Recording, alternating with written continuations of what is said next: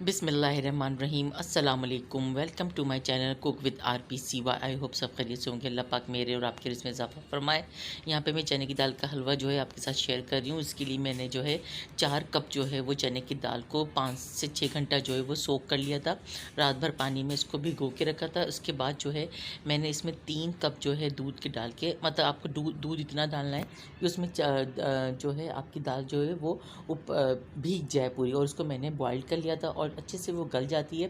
फिर मैंने इसको जो है क्या नाम है, चॉपर के ग्राइंडर में इसको पीस लिया था। तो बहुत अच्छी से दाल को पीसना बहुत ज़रूरी है और इसमें पानी नहीं रहना चाहिए दाल में। अब इसमें जो है मैंने एक वॉक ली और इसमें जो है मैंने 4 कप मेरी चने की दाल थी, तो मैंने इसमें 2.5 कप जो है घी लिया मेल्टेड। और ये जो है मैं पहले मेल्ट कर चुकी थी तो मुझे थोड़ी सी देर हो गई थी। तो यहाँ पे जो है मैंने घी जो है 2.5 कप लिया था और मेरी 4 कप दाल थी। तो बस एक मेजरमेंट कप के हिसाब से रखें तो आपका हलवा जो है वो बनके बहुत अच्छे से तैयार होगा। और यहाँ पे मैं आपसे शेयर कर रही हूँ कि दाल मैंने कितनी अच्छी पीसी है, बिल्कुल भी दाना नहीं था इसमें। तो और इतनी ही इसकी कंसिस्टेंसी होनी चाहिए दाल की।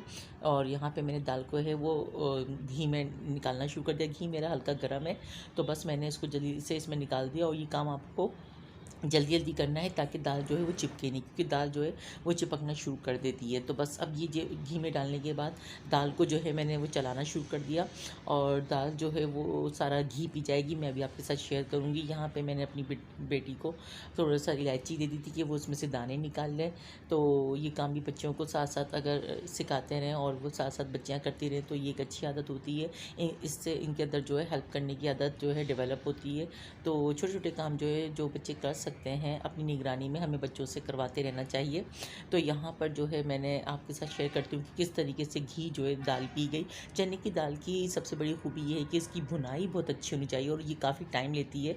तो यहाँ पे मुझे जो है 45 मिनट्स हो चुके थे दाल को भूनते हुए, और दाल का कलर आप देख सकते हैं कि कैसा हो गया। यहाँ पे मैंने 4 कप चने की दाल के लिए 3 कप जो है मैंने शक्कर डाली है इसमें। तो बस शक्कर डालने के बाद ये थोड़ा सा और पतला हो जाएगा और इस तरीके से ये देखें पतला होगा। अब असल भुनाई जो है वो चने की दाल की शुरू होती है और ये आपके ऊपर डिपेंड करता है कि आपको चने की दाल का कौन सा कलर चाहिए। तो आप जितना इसको भूनेंगे तो ये डार्क होता जाएगा। तो यहाँ पर जो है मैंने इसको तकरीबन आधे घंटे तक और मज़ीद भुनाई की है, जब तक इसने पैंदा नहीं छोड़ा। कढ़ाई का जो साइडों पे घी जब तक नहीं आएगा जब तक हमें इसकी अच्छे से भुनाई करते रहनी चाहिए। और देखें कलर देखें आप कंटिन्यूसली कलर कितना चेंज हुआ है। पहले येलो था, फिर उसके बाद थोड़ा सा और डार्क हुआ, उसके बाद ये लाइट ब्राउन की तरफ चला गया।